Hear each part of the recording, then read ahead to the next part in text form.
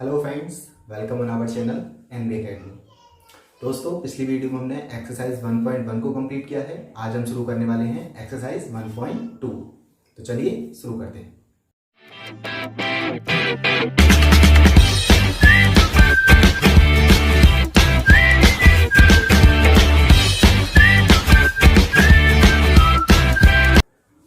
हमारा question number 1 है। यहाँ पे निम्नलिखित संख्याओं को अभाज्य गुणनखंड के गुणनफल के रूप में व्यक्त कीजिए। क्वेश्चन नंबर 1, निम्नलिखित संख्याओं को, हमें पहला क्वेश्चन दिया है इसमें। फर्स्ट क्वेश्चन नंबर 1 का पहला है 140। 140 में आपको क्या करना है, ये संख्याएं कुछ दे रखी हैं, इनको केवल आपको क्या करना है, अभाज्य गुणनफल के गुणनफलों के रूप में व्यक्त करना है। अर्थात देखो, इसमें कोई नया काम नहीं है, ये काम आप बहुत पहले से करते हो, सिंपल सा काम दे रखा है। 140 के गुण 2 से डिवाइड करोगे कितना आ जाएगा, 70। फिर 2 से डिवाइड करोगे कितना आ जाएगा, 35। फिर 2 से डिवाइड करोगे कितना आ जाएगा, सॉरी अब 2 से नहीं होगा, ये अब कितने से होगा, 5 से, 7 और 7 से डिवाइड करोगे 1। यानी इसको अगर हमने अभाज्य गुणनखंड के रूप में 2 गुणा 2 गुणा 5 गुणा 7, बस आपको इतना सा और काम करना है इसमें। केवल यहां जो 2 की घात कितनी बन रही है, 2, तो 2 की घात 2 सही है, 2 की पावर 2 मल्टीप्लाई 5 मल्टीप्लाई 7। बस इतना करना है इसमें। देखो अगला इसमें दे रखा है 156।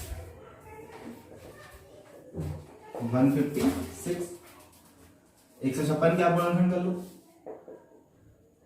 पहले 2 से डिवाइड करो, इसको कितना आ जाएगा, 2 7 14, 2 8 16। फिर 2 से डिवाइड कर लो इसको, 2 3 2 रहेंगे। फिर 3 से कर लो, 3 से हो जाएगा 3 एकम 3 3 9। फिर 13 से कर लो इसको, 13 एकम 13। तो इसके गुणनखंड देखो क्या बने, 2 गुणा 2 गुणा 3 गुणा 13। इसको हम कैसे लिख सकते हैं, 2 की घात 2 गुणा 3 गुणा 13। आंसर। बस इसमें इतना ही करना है आपको, केवल इनके गुणनखंडों के रूप में आपने व्यक्त करने को बोला था, सो इनके गुणनखंड के रूप में क्या हो गई, ये व्यक्त हो गई। ऐसे करके आपका क्वेश्चन नंबर 3 है आपका, क्वेश्चन नंबर 3 है आपका 3825। क्वेश्चन नंबर 4 है आपका 5005। क्वेश्चन नंबर 5 है आपका, 5 वाला है आपका 7429।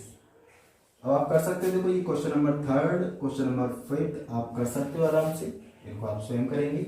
मैं आपको क्वेश्चन नंबर 5 वाला करा दूंगा, ठीक है। देखो क्वेश्चन नंबर 5 में आपको क्या करना है, बस वही आपको गुणनखंड करने हैं।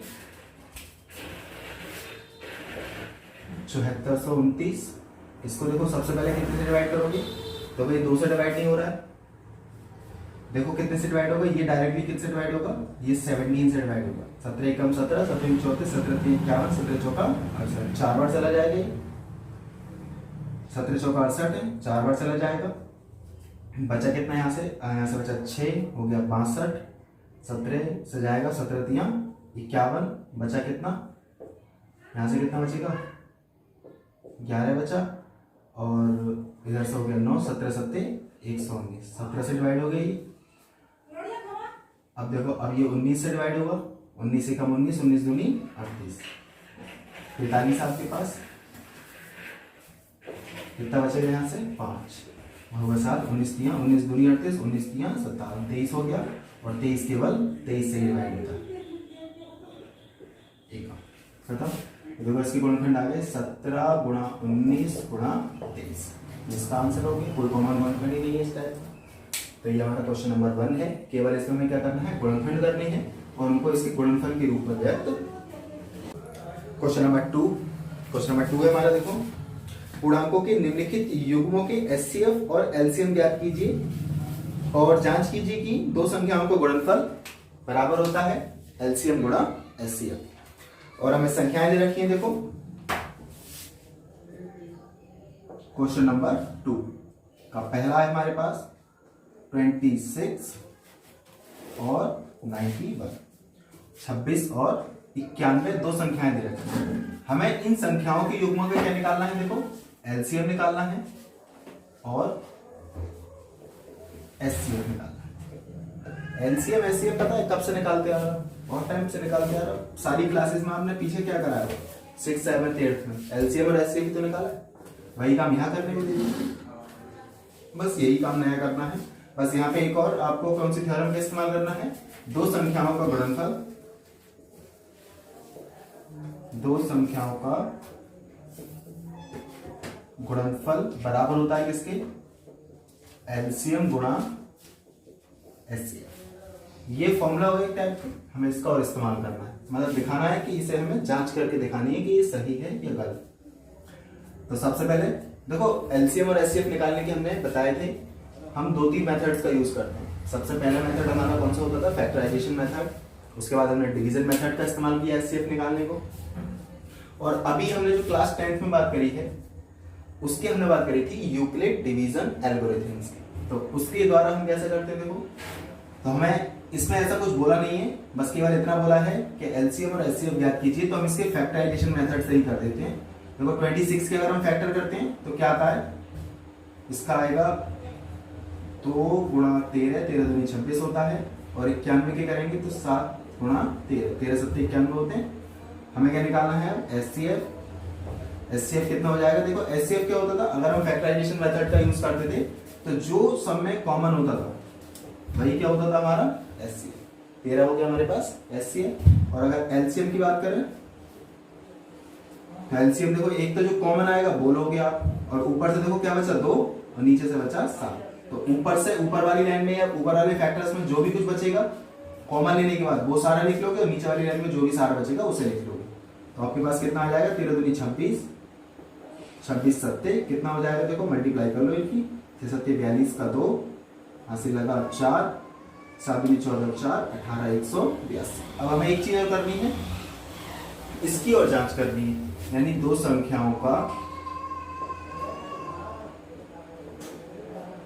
गुणनफल। दो संख्याओं का गुणनफल देखो कौन कौन सी संख्याएं थी, संख्याएं थी हमारे पास 26 मल्टीप्लाई 91। इन दोनों की मल्टीप्लाई कर लो आप। और इधर हम क्या दिखाना है, इधर दिखाना है हमें एलसीएम गुणा एचसीएफ। देखो एलसीएम गुणा एचसीएफ कितना हो जाएगा, ये हो जाएगा एलसीएम कितना आया इनका हमारे पास 182 गुणा, और ये आया था 13। इनकी गुणा कर लो, ये दोनों क्या आने चाहिए, इक्वल आने चाहिए। 13 दूनी 26 का 6, हासिल लगा 2, 13 अट्ठे हो जाएंगे हमारे पास 104, 104 और 2 106, और बच्चा कितना 106 का हासिल 10, 13 कम 13 और 10 23, 23 66। और ये इसका भी गुणनफल कितना आता है 23 66। अतः दो संख्याओं, ये सिद्ध हो गया, दो संख्याओं का गुणनफल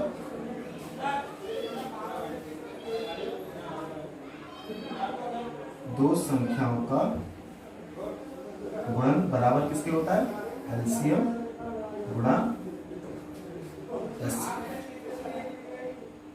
सही है। तो ये हमारा हो गया क्वेश्चन नंबर 1 का 1 पॉइंट। क्वेश्चन नंबर 2 का पहला। इसी टाइप से हमें दोनों सम करने हैं। देखो अगले क्वेश्चंस कौन कौन से दे रखे हैं, दूसरा और तीसरा। देखो दूसरा हमें निकाला है 510 और 92 का।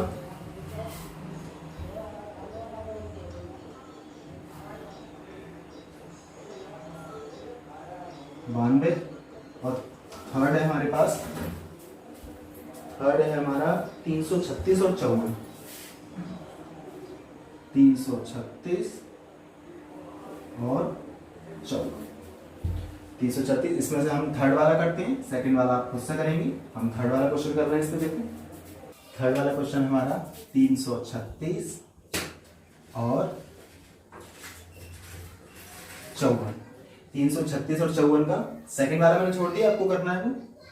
336 और 54 का क्या निकालना है हमें, एलसीएम और एचसीएम। तो सबसे पहले हम 336 की गुणनखंड कर लेते हैं इधर।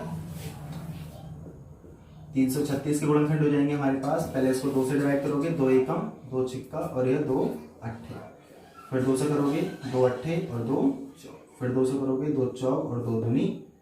फिर 2 से इसको कर दोगे, कितना हो जाएगा 21। फिर 3 से कर लोगे आप डिवाइड, 3 से हो जाएगा 3 सत्ते और 7 से कर दोगे एक बार।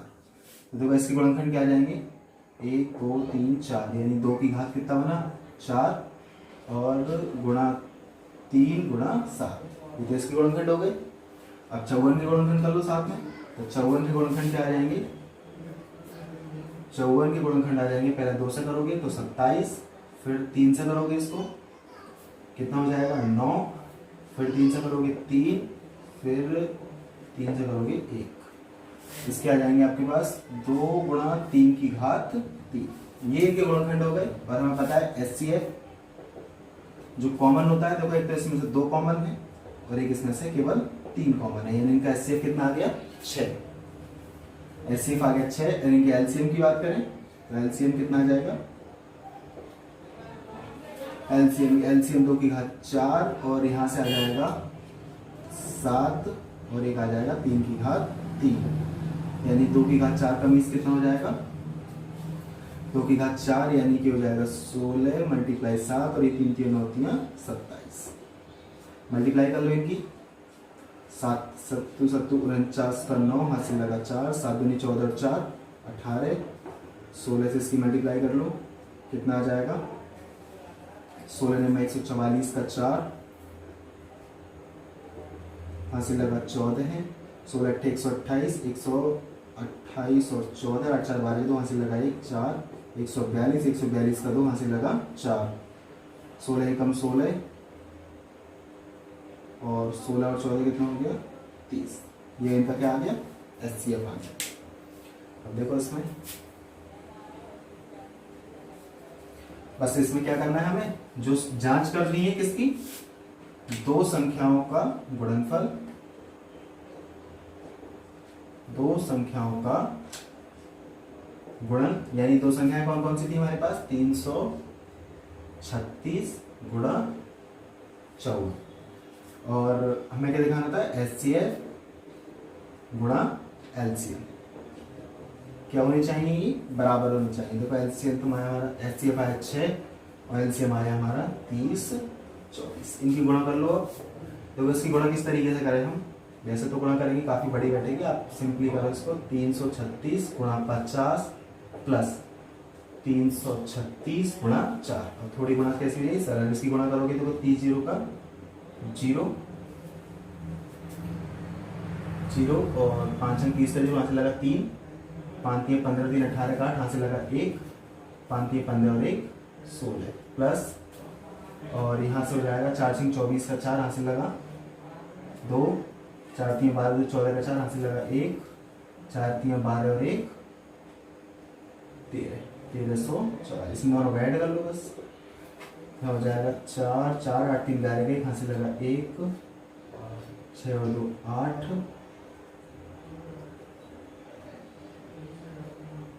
4 का 4 4 4 और 8 3 11 1 हासिल लगा 1 8 और 1, ये हो गया 18 144। अब इन दोनों की मल्टीप्लाई और करके देख लो कितना आएगा। देखो 6 चौक 24 का 4, 6 चौक 24 का 4 हासिल लगा 2, 6 दूनी 12 12 और 2 14 का 4 हासिल लगा 1, 6 एकम 6 0 का 0 1 का 1 6 दिया 18।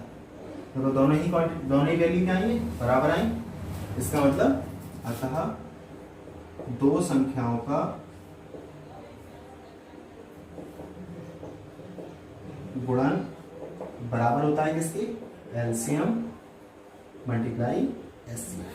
तो इससे यहां से क्या पता चलता है, अगर आप कोई भी 2 संख्याएं हो, आप उन 2 संख्याओं का क्या निकालो, पहले LCM निकालो और उनका बाद में HCF निकालो और उन दोनों की गुणा करो और वापस उन दोनों संख्याओं की गुणा करो, वापस में क्या होंगे हमेशा सही होंगे। इससे हम ये जांच कर सकते हैं कि हमने जो LCM और HCF निकाले क्या वो सही है। अगर ये इक्वल आता है दोनों चीजें तब तो हमारा निकाला गया LCM क्या होगा, सही होगा, अन्यथा गलत होगा। देखो क्वेश्चन नंबर 3 की बात करें हम, क्वेश्चन नंबर 3 में हमसे बोला है अभाज्य गुणनखंड विधि द्वारा निम्नलिखित पूर्णांकों के एचसीएफ और एलसीएम ज्ञात कीजिए। निम्नलिखित पूर्णांकों के कुछ पूर्णांक दे रखे हैं हमें, यानी संख्याएं दे रखी हैं, और हमें क्या निकालना है, उनका एलसीएम निकालना है और एचसीएफ निकालना है। देखो पहला दे रखा है हमें 12, 15, 21, थर्ड का फर्स्ट 12, 15 और 21। देखो 12 के गुणनखंड करोगे तो क्या हो जाएगा आपके पास, 12 के गुणनखंड आते हैं 2 गुणा 2 गुणा 3, और 15 के गुणनखंड कितने आते हैं 3 गुणा 5, और 21 के गुणनखंड क्या आते हैं 3 गुणा 7। तो बस सिंपली इनका क्या कर दो आप एचसीएफ। एचसीएफ कितना हो जाएगा इनका, देखो 3 ही कॉमन है केवल इसमें, तो एक 3 3 और ये 3 हो गया। और एलसीएम, एलसीएम देखो एक तो 3 जो कॉमन है इनका वो तो देखोगे यार, साथ में ऊपर से 2 बचा, नीचे से 5 और सबसे नीचे से 7, इनकी मल्टीप्लाई कर लो, यहां से हो जाएगा 3 दूनी 6 दूनी 12, 12 पंजे 60 और 60 सत्ते 420। ये इनका क्या हो गया एलसीएम, और ये हो गया इनका एचसीएफ। तो संख्याएं चाहे 2 हो या 2 से अधिक हो, हमें कुछ भी निकालना हो हम तीनों में से कॉमन देखेंगे वो इनका एचसीएफ हो जाएगा, और जो टोटली इनका फैक्टराइजेशन करेंगे उससे क्या मिलेगा हमें एलसीएम। सेकंड वाला देखो, इसका सेकंड वाले में हमें क्या करना है, सेकंड दिया है 17, 23, 29, 17, 23 और 29।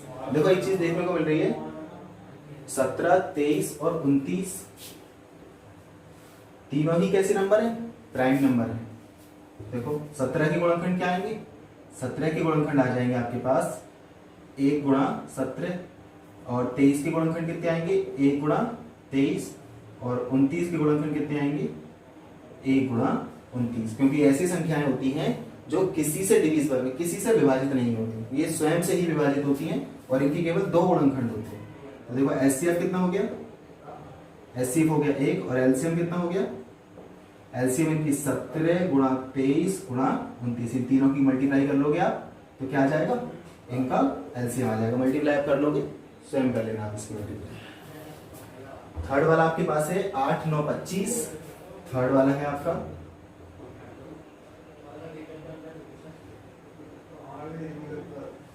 8, 9, 25, 8, 9, 25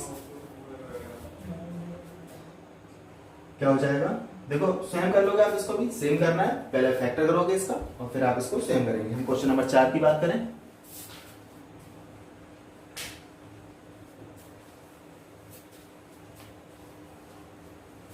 क्वेश्चन नंबर 4, देखो क्वेश्चन नंबर 4 है हमारा एचसीएफ 306 और एक कितना दे रखा है 657, कितना दे रखा है इनका एचसीएफ, हमें दे रखा है 9।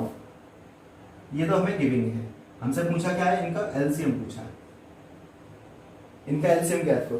तो आपने देखो अभी फॉर्मूला पढ़ा था, दो संख्याओं का गुणनफल, दो संख्याओं का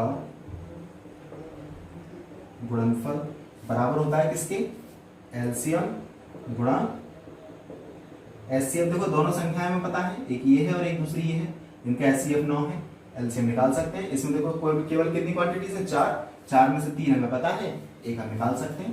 देखो दो संख्याएं 306 गुणा 657, एलसीएम हमें निकालना है और एचसीएफ इनका 9 इनकी डिवीजन में आ जाएगा, तो एलसीएम बराबर कितना हो जाएगा इनका 306 गुणा 657 बटे 9। 3 से इसको डिवाइड कर लेते हैं पहले, 3 एकम 0, 3 दूनी 3 से 3 बार होगा, 3 से इसको करेंगे 3 तिया 3 4, एलसीएम बराबर 34 गुणा 657, 34 गुणा 657 करके देख लो कितना आएगा। देखो इसकी गुणा कर लेंगे 30 गुणा 657 प्लस 4 गुणा 657, तो 30 की गुणा 30 0 का 0, 3 7 21 का 1 हासिल लगा 2, 3 5 15 और 2 17 का 7 हासिल लगा 1, 3 6 18 और 1 19 प्लस 4 की गुणा करेंगे, 4 7 28 का 8, हाथ से लगा 2, 4 5 20 2 22 का 2, हाथ से लगा 2, 4 6 24 और 2 26। इन दोनों को जोड़ लो, 8 0 8, 2 और 1 3, 6 7 13 का 3, हाथ से लगा 1, 2 और 1 3, 3 और 9 12 का 2, हाथ से लगा 1, 22,338। क्या आ गया इनका एलसीएम। ये हो गया हमारा question number 5 complete. Question number 5 हो गया हमारा। हमारे इसमें 2 क्वेश्चंस बचे हैं, हम इसको अगली वीडियो में कवर करेंगे। अगर आपको कोई सवाल समझ में ना आया हो या किसी सवाल में कोई प्रॉब्लम हो तो आप हमें कमेंट कीजिए, और जो सवाल हमने छोड़े हैं यहाँ पर उस सवालों को हमने आपको करने को दिया है, तो उन सवालों के आंसर हमें कमेंट बॉक्स में दें। और अगर इतने के बाद आपको कोई चीज़ समझ में नहीं आई हो तो कमेंट बॉक्स में आप हमसे पूछ सकते हैं। तो वीडियो को आप लाइक करें और चैनल को हमारे सब्सक्राइब करें। Thank you.